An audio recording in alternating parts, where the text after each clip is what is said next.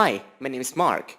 I'm a 7th grader, 12 years old, and today I will tell you about the story of my survival. Here's the story.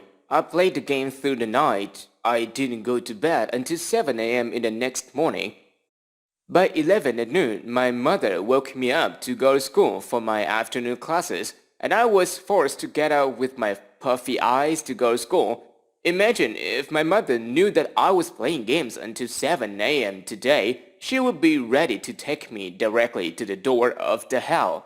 Being haggard as a zombie, I accidentally stormed into my dad's car to go to school. I swear that during the whole class I fell asleep throughout the day. I tried to hold my head towards the board with both hands and my eyes to close every several minutes. My head was about to fall on the table any time. I couldn't stand it until I got break time, so I thought I had to go somewhere to sleep. After thinking about it for a while, I remembered that there was a special mattress used to jump high in the school gymnasium. If I went there, I would surely have a good sleep. Getting that idea, I rushed to the equipment room and enjoyed my short nap. Well, feeling so refreshed. Actually, I felt like I was revitalized.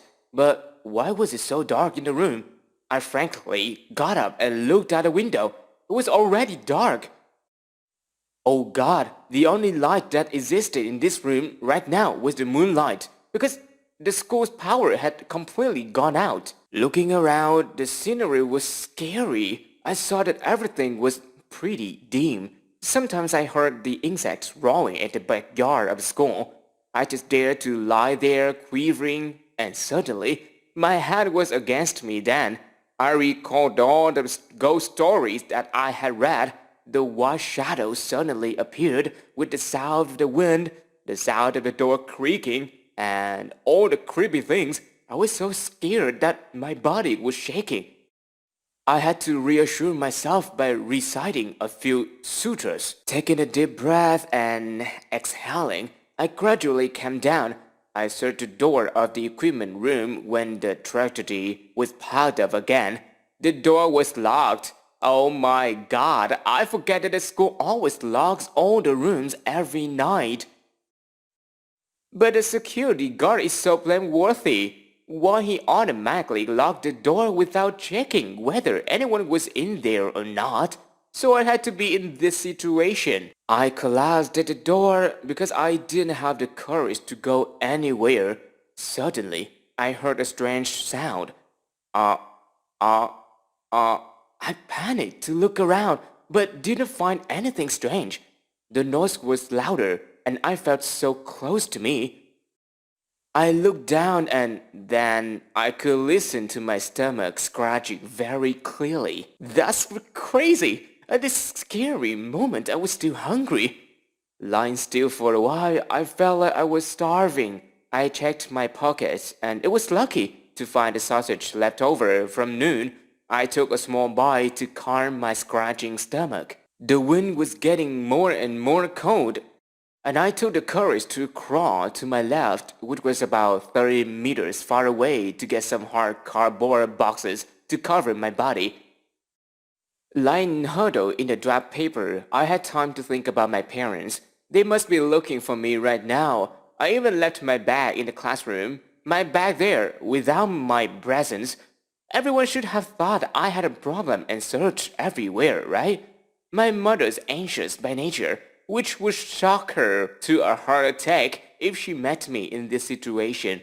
The more I think, the more I worried. I came up with an idea. I would break the glass door to go out. Was it okay? Was I brave enough to do this? No. I told myself to try not to be afraid to do it to escape. Maybe, unfortunately, if my parents and my teachers would notify me with the police, then I would be in big trouble for sure. Biting my lips and biting my teeth, I banged the stainless steel tube against the glass door. Once, second time, third time, then the fourth time, the glass door broke and I got out.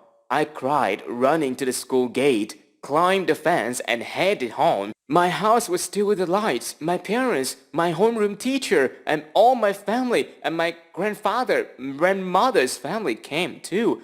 I stepped my sinful feet into the house, and everyone who saw me ran to hug me. Everyone cried. I told everyone the story, and no one blamed me for that. That night I was fed to the fullest by my parents, and I fell asleep because of tiredness at once. Well, everything is over anyway. I promised myself that I will never ever play games in the future and do such foolish things again. And how about you guys? Have you ever been locked up somewhere like me?